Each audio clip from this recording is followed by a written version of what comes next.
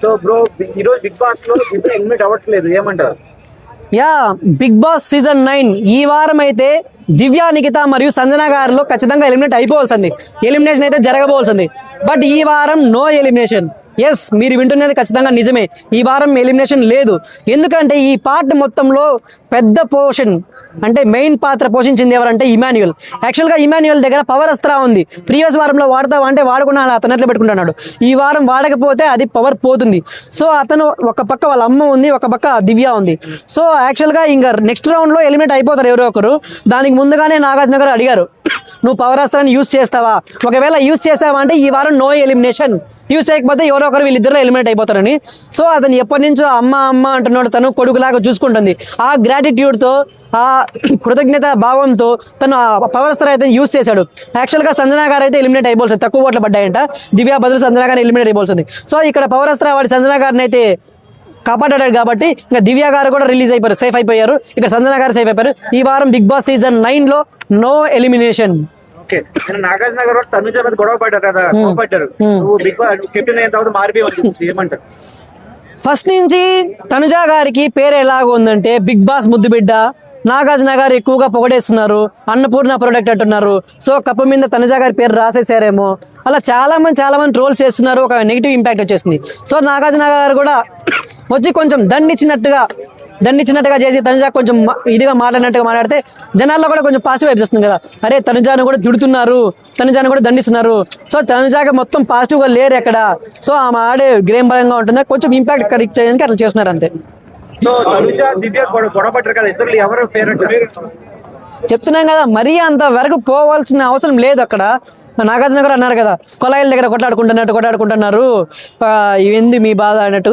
వీళ్ళిద్దరి మధ్యలో చెరుకులాగా అయిపోయినట్టు, చెరుకు మిషన్ల లాగా బర్నీ గారు అయితే మిగిలిపోయారు. ఓకే, వాళ్ళు కొట్లాడుకున్నారు. ఎలాగంటే ప్రీవియస్ జరిగిన విషయాలు ఉంటాయి కదా, అవన్నీ మైండ్లో పెట్టుకుని అక్కడ సిచ్యువేషన్లో, అక్కడ సీన్లు మైండ్లో పెట్టుకుని ఏ సిచ్యువేషన్ ఎక్కడ మాకు సిచ్యువేషన్ వస్తుందా అన్నట్టుగా అక్కడ గలాట పడ్డారు. సో అంతవరకు ఆ మాట అనుకోకుండా ఉంటే బాగుండు అనిపించింది నాకైతే. గెస్ట్ లో కూడా కట్టప్ క్యారెక్టర్ తనుజకి ఇచ్చారు, ఏమంటారు? కట్టప్ప క్యారెక్టర్లే కాదు, మ్యాక్స్ ఆఫ్ ది మ్యాక్స్ చాలా వరకు తనుజాకే ఇచ్చారు, ఎందుకంటే ఆ క్యారెక్టర్ ఆ పర్సన్ తనుజ అనేది అంత ఇంపాక్ట్ చూపిస్తుంది బిగ్ బాస్ లో. ఎక్కడ చూసినా కానీ తనుజ అనేసరికి ఆ ఇంపాక్ట్ చూపిస్తుంది. సో తను ఆడుతుంది, కొంచెం ఒక్కొక్కసారి కన్నింగ్ గా ఉంటున్నట్టుంది, కొంచెం ఒకసారి మంచిగా ఉన్నట్టుంటుంది. బిగ్ బాస్ నుంచి సపోర్ట్ రావడంతో అలాగా కొంతమంది అనుకున్నారు. సో ఎంతమంది వచ్చి ఎన్ని ఇచ్చినా కానీ తనకే ప్లస్ అవుతుంది, ఇంకా జనాల్లోకి వెళ్తుంది అనిపిస్తుంది. సో కొంచెం కానీ నా వరకు అనిపించినంత అంటే అతను రేషన్ మేనేజర్గా ఉండింది కదా, తను అప్పుడు ఎంతవరకు నెగిటివ్ ఇంపాక్ట్ వచ్చి డిక్టేటర్షిప్ చూపించిందో ఇక్కడ క్యాప్టెన్ అయినప్పుడు అంతగా చూపించలేదు. ఓకే, చేసింది కమాండింగ్ చేసింది, బట్ అక్కడ ఉన్నంత డిక్టేటర్షిప్ చూపించలేదు, కొంచెం కంట్రోల్ ఉండింది. కానీ దివ్య గారితో అంతగా గలాట పెట్టుకోకపోయింటే బాగుండు అనిపించింది నాకైతే. కళ్యాణ్ ఫాదర్ కూడా చాలా ఎమోషనల్ గా మాట్లాడారు, ఇన్స్పిరేషన్ మాట్లాడారు, ఏమంటారు? చాలా అంటే చాలా. మా నాన్న నాకు ఎలా చెప్తాడు, మా పేరెంట్స్ నాకు ఎలా చెప్తారో, కళ్యాణ్ గారి వాళ్ళ నాన్న కూడా అలా వచ్చి చెప్పాడు. లాస్ట్ లో చెప్పారు కదా, నీ గురించి నువ్వు ఆడు, వేరే వాళ్ళని తొక్కి మరీ ఆడొద్దు. నువ్వు కప్పు అనేది శాశ్వతం కాదు, కప్పు వస్తుంటుంది పోతుంటుంది, డబ్బులు వస్తుంటాయి పోతుంటాయి, కానీ పేరు మంచోడు, నీతి నిజాయితీ అనే పేరు మాత్రం ఎప్పటికీ చిరస్థాయిగా నిలిచిపోతుంది. నువ్వు మాకు తెచ్చిపెట్టేది అదే అనేసి ఆయన ఎంత బాగా చెప్పారంటే, అది చెప్తుంటే నాకు లిటరలీ మా పేరెంట్స్ కూడా ఇలాగే చెప్తారు, మన ఊర్లో కూడా ఇలాగే కదా ఉంటారు, మన ఫ్యామిలీ కూడా అన్నట్టుగా అనిపించింది. ఆయన ఒకసారి సడన్ గా చూస్తే ఒక మోటివేషనల్ స్పీకర్ లాగా అనిపించారు ఆయన. ఖచ్చితంగా నార్మల్ పేరెంట్స్ అందరూ అలాగే ఉంటారు, ఫాదర్స్ నార్మల్ ఒక ఫాదర్ అలాగే మాట్లాడతారు.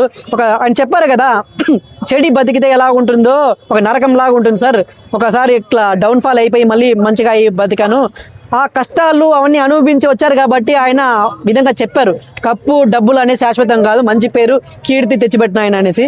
సో చాలా అంటే చాలా మంచిగా మాట్లాడారు వాళ్ళు ఆయన కూడా.